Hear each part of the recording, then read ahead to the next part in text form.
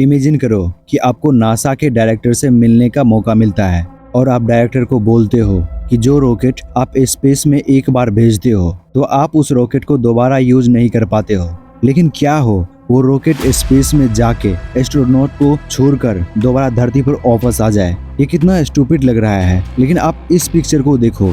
इसमें जो व्यक्ति है इसका नाम है एलन मस्क। इसने नासा वालों से सेम ऐसा ही बोला और जब नासा वालों ने इस चीज को बेकार आइडिया बताया तो एलन ने इस चीज को एक्चुअल में सच कर दिया और उस कंपनी का नाम है स्पेस एक्स। स्पेस एक्स में स्टार्टिंग से लेके आज तक जो भी हुआ है उसे हम डिटेल में एक्सप्लेन करने वाले हैं। आखिर एलोन ने असंभव जैसे आइडिया को संभव कैसे किया। रॉकेट को दोबारा धरती पर लाने में एलोन मस्क को किन किन दिक्कतों का सामना करना पड़ा, क्योंकि जो नासा वालों ने इतने सालों से नहीं किया वो एलोन मस्क ने कर दिखाया।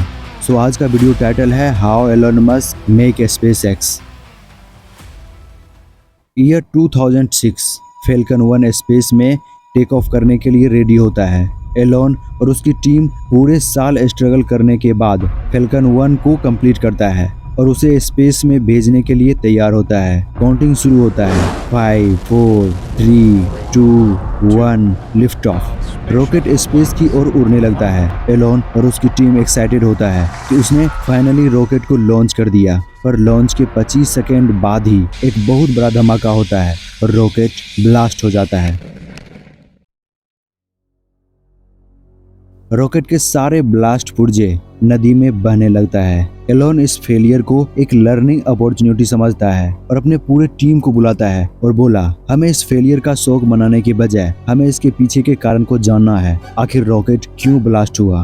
पूरे टीम उसके पीछे के कारण को पता लगाने में लग जाता है। तब पता चलता है कि फ्यूल टैंक लीकेज होने के कारण ऐसा हुआ। तब एलोन और उसकी पूरी टीम इस गलती को सीखकर नया रॉकेट को बिल्ड करना शुरू कर दिया।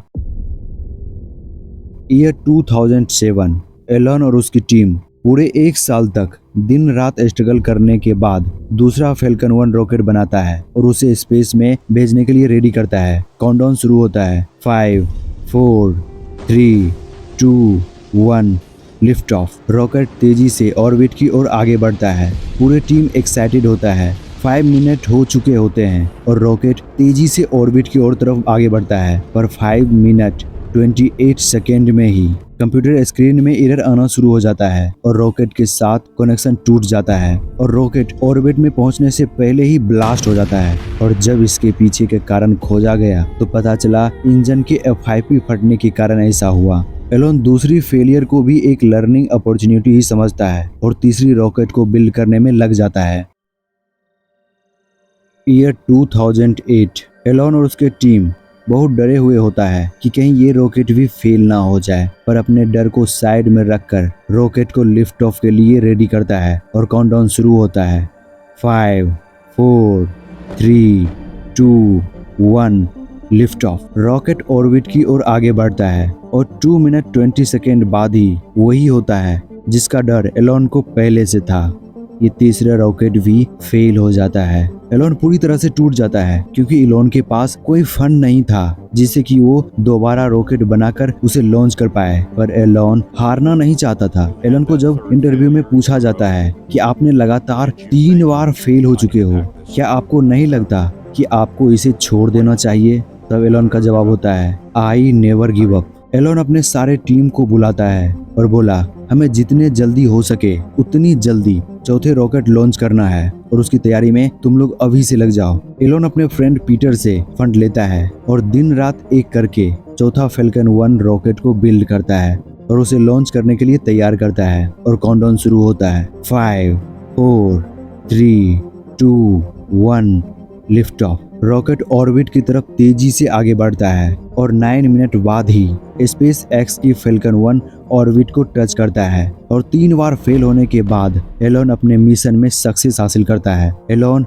और उसकी टीम बहुत खुश था कि उन्होंने कर दिखाया। अब एलोन और भी ज्यादा कॉन्फिडेंट हो चुका था और नए मॉडल रॉकेट बनाना शुरू कर दिया था, पर दूसरी मॉडल को कंप्लीट करने के लिए एलोन के पास पैसे नहीं थे जिससे कि वो रॉकेट बना सके। तब एलोन ने नासा वालों से 1.6 बिलियन फंड लेता है और अपने नए प्रोजेक्ट के ऊपर काम करना शुरू कर देता है और दिन रात स्ट्रगल करने के बाद 2010 में फैल्कन 9 लॉन्च किया जाता है और ये रॉकेट भी सक्सेस हो जाता है। अब एलोन इसी रॉकेट को रीयूजेबल बनाना चाहता है जिससे कि रॉकेट की जो कॉस्ट होती है वो कम हो जाए और 2015 में उसे पूरा भी कर लेता है जिससे एलोन फैल्कन 9 को रीयूज भी कर देता है। फैल्कन 9 कुछ इस तरह से काम करता है, रॉकेट ऑर्बिट में जाएगा और फर्स्ट स्टेज से अलग होने के बाद वो वापस धरती पे आ जाएगा और एलोन इस काम में सक्सेस हो जाता है। रॉकेट सक्सेसफुली फर्स्ट स्टेज को सेकेंड स्टेज से अलग करके वापस धरती पे लैंड कर देता है। एलोन स्पेस मिशन में लगने वाले कॉस्ट को और भी कम करना चाहता था ताकि वो कम से कम खर्चों में रॉकेट को लॉन्च कर सके। इसीलिए 2021 में एलोन स्टारशिप को लॉन्च किया ताकि स्पेस मिशन में कॉस्ट और भी कम हो सके, क्योंकि स्टारलिंक ऐसा सैटेलाइट है जो कम खर्चों में भी लोगों को इंटरनेट प्रोवाइड कर सकता है। ये सब जानने के बाद आपके माइंड में क्वेश्चन आ रहा होगा कि आखिर एलोन स्पेस एक्स कंपनी क्यों बनाया? अगर उसे स्पेस में जाना ही था तो वो रॉकेट खरीद भी सकता था।